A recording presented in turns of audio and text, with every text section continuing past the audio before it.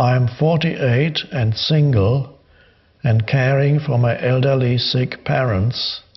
And caring for my elderly sick parents has left me with no job, no life or free time. My mother demands all my attention. How do I deal with the anger I feel?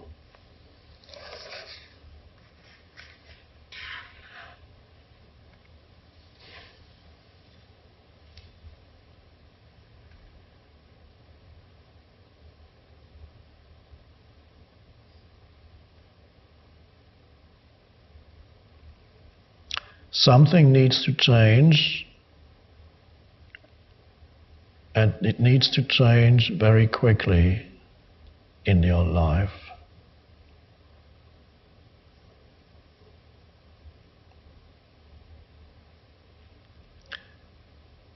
In any situation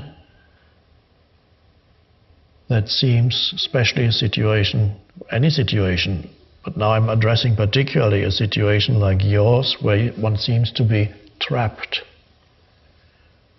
can't get out.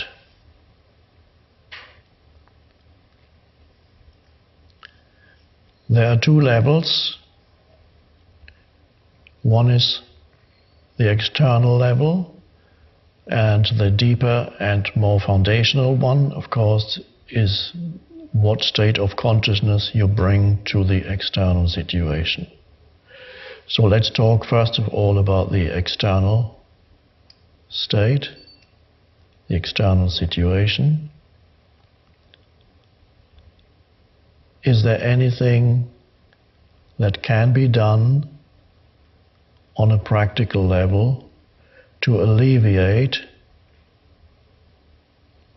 what you perceive as the burden on you, and you need to do some fresh thinking and bring awareness to this, perhaps talk to other people. If you are stuck and you cannot see any way out, is there at least a way in which you can give yourself some time to yourself, some time away?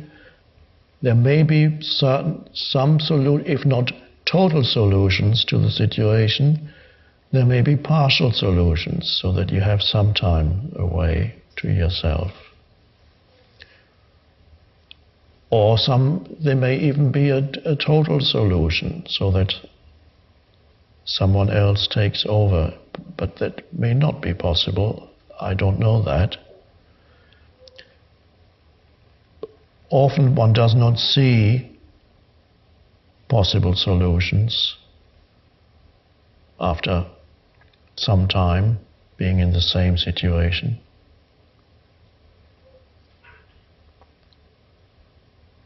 More importantly, however, is your state of consciousness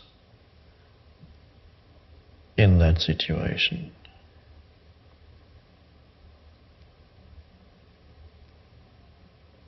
And you need to take responsibility for your state of consciousness. The way it is now is you're trapped in anger and deep negativity that erodes your health, makes you and people around you unhappy.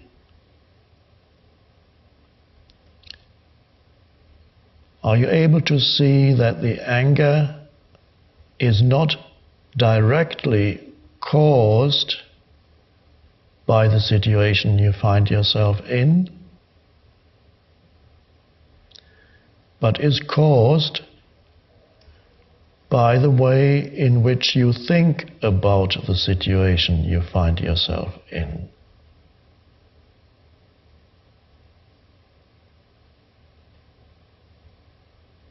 Without the level of thinking, which creates certain emotions also, the anger, without the thoughts that say how dreadful it is, that all your life is being consumed by this, you have no time for anything for yourself, whatever your thoughts are telling you that creates the emotion.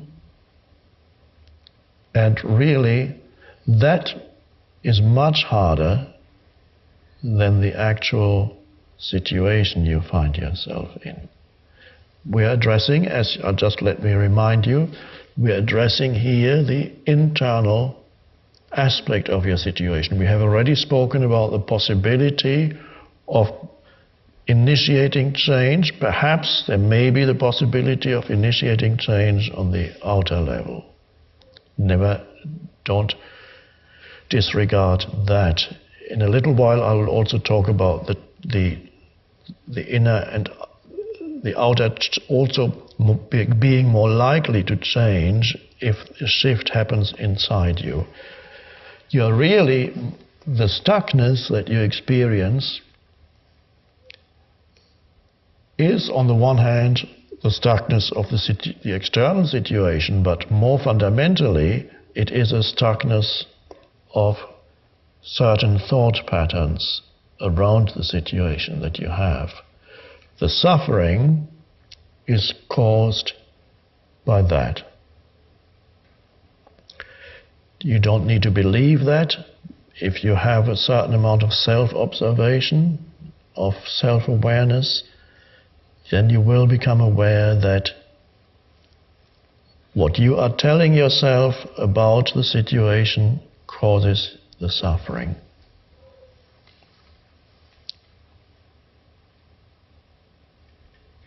And that can be changed, regardless of, for a moment, of outer change right now. For the time being, like still today, maybe tomorrow it will change externally too, but today, yes, the situation is still as it is. And today, there is something you can do about it to change it internally.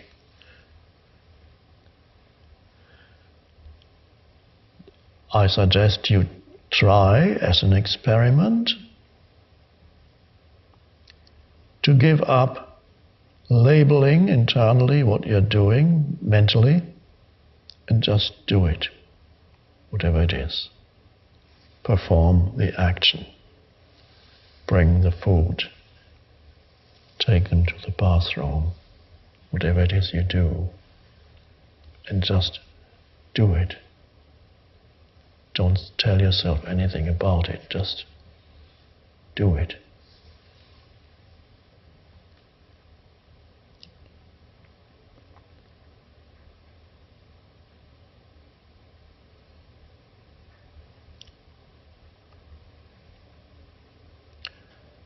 Mother Teresa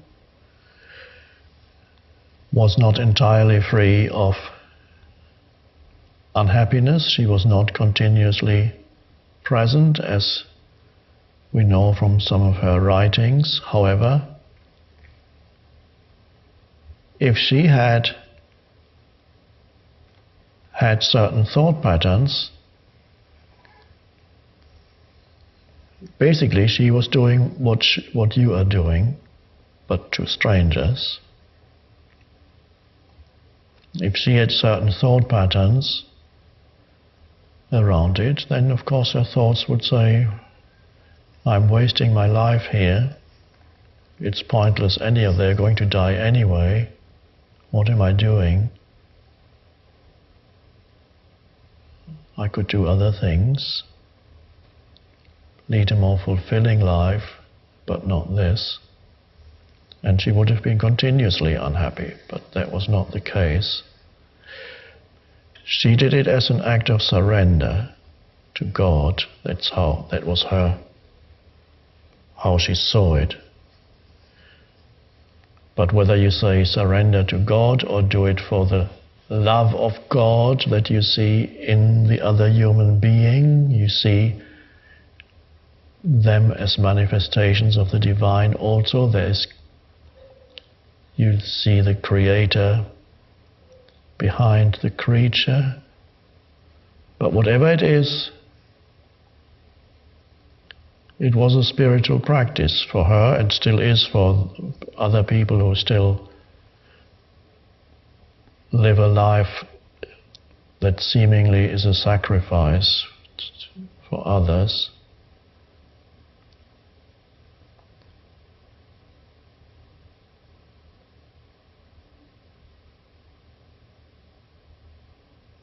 So, bring about, before even considering external change, start immediately by letting go of the mental labeling of what's going on. There may also be a psychological connection that is not particularly healthy or function with your mother or your father. And again, that's a mental emotional pattern that ties you to them in presence that is also gradually dissolved. There is the light of presence. It's your responsibility not to create suffering, psychological suffering, for yourself.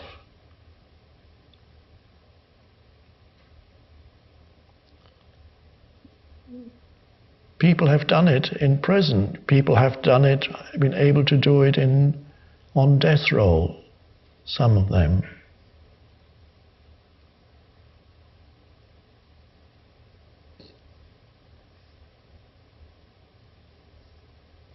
So that is, your practice is immediately to drop all unnecessary labeling, mental labeling, and that all labeling is unnecessary, and just do what you have to do this moment.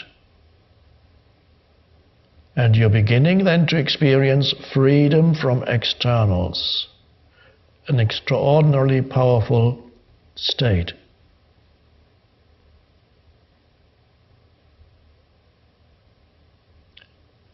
Life has given you this as a challenge, as a spiritual lesson.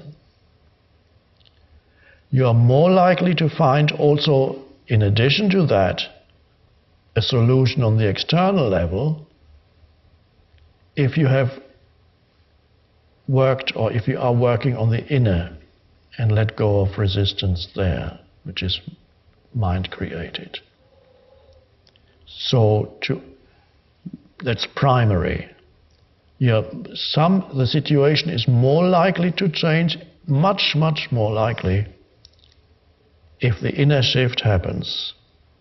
Then often it happens that either you become aware of possible solution, or the solution just happens.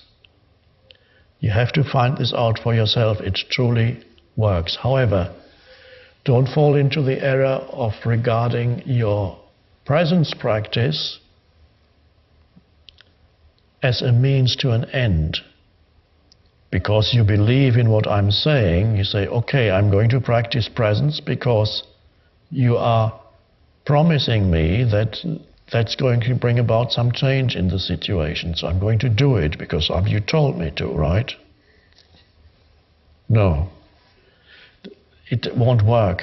If you make it into a means to an end, it's not the real thing. It's not presence.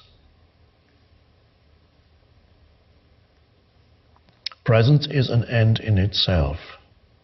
So you're not practicing presence here because you want the external situation to change. That comes as a bonus, but that is not the primary reason. Presence is its own fulfillment. It's not a means to an end. It's not real presence if it's a means to an end.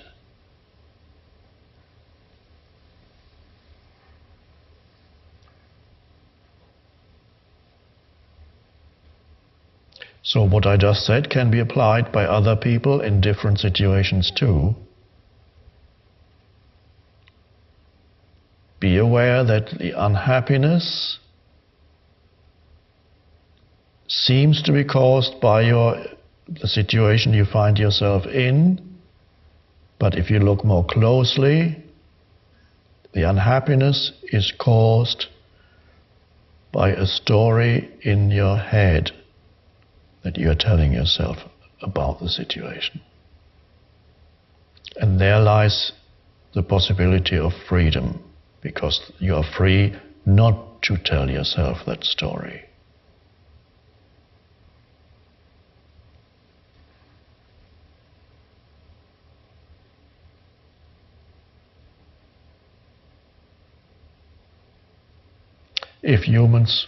If all humans practice that, the entire vibrational field on the planet would shift. And that's just all humans who find themselves in very difficult situations and are unhappy about it.